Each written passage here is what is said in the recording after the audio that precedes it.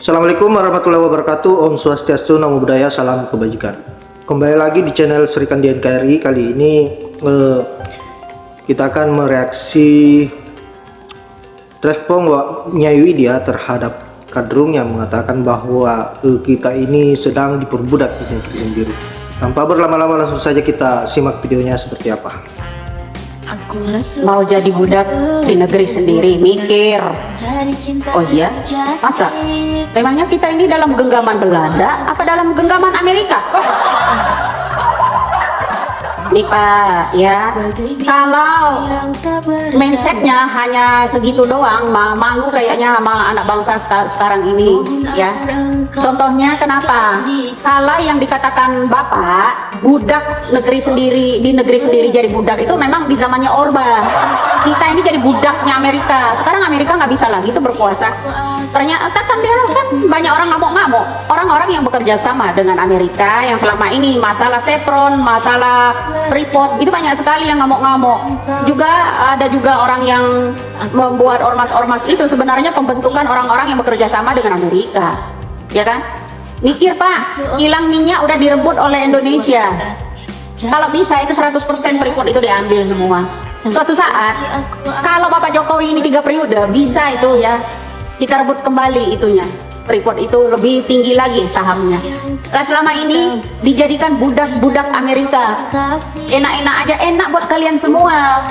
Lah seharusnya Bapak kalau udah tua kayak gini, itu Bapak yang mikir. Berikan semangat buat anak-anak muda di negara ini. Ya, bagaimana caranya kita melawan orang-orang yang selama ini menggenggam yang namanya kilang minyak, lok-rokan itu sampai 90 tahun digenggam oleh Jepang. Gitu dong caranya. Suruh mikir. Harusnya Bapak yang lebih tua itu mikir, jangan didengkul naruhnya. Itu loh. Pakai bilang mikir-mikir.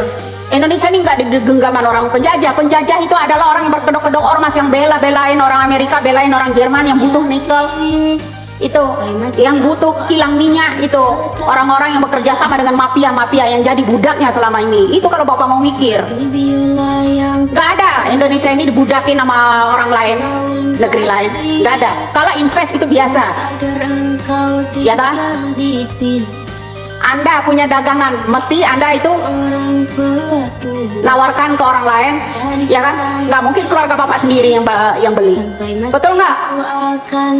Begitu juga dengan antar perdagangan logistik internasional seperti itu.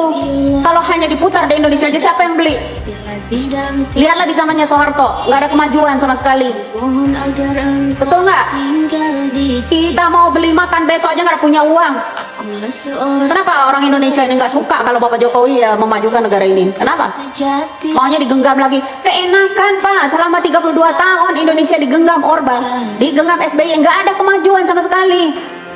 Giliran ada orang yang bernawacita, bagus, gulingkan Megawati, gulingkan Gus Dur, semuanya minta digulingkan.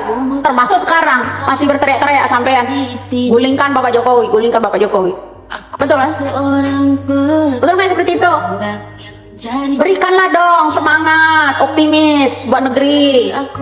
Kasihlah contoh buat anak bangsa ini.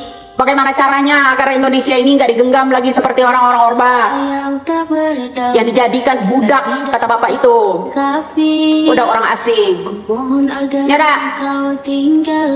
nggak bisa Pak. Contoh dalam kehidupan keluarga Bapak saja, Bapak pasti membutuhkan tetangga. Nggak mungkin Bapak bisa berangkat ke dalam kuburan sendiri. Betul nggak? Nggak bisa Indonesia ini maju kalau dikelola orang sekitar sini aja, Indonesia ini aja. Pasti membutuhkan orang-orang luar. Ini daya-daya pikirnya itu dipakai. Ini malah dibuntel, ditaruhnya di dengkul. Anak-anak bangsa ini disuruh mikir ke dengkul seperti kalian. Aduh, mau sampai kapan Indonesia maju kalau dihalang-halangi terus kayak begini? Maruk semua kekayaan kalian, boleh maling. Nah, saya kira itulah videonya. Kita lihat sendiri dan betapa tajamnya respon Nyai Widya terhadap Kadrun ya. Nah, saya kira tohokan-tohokan dari Mbak Widya ini bisa menjadi pelajaran bagi para Kadrun biar bisa kembali ke jalan yang benar dan tidak lagi menjadi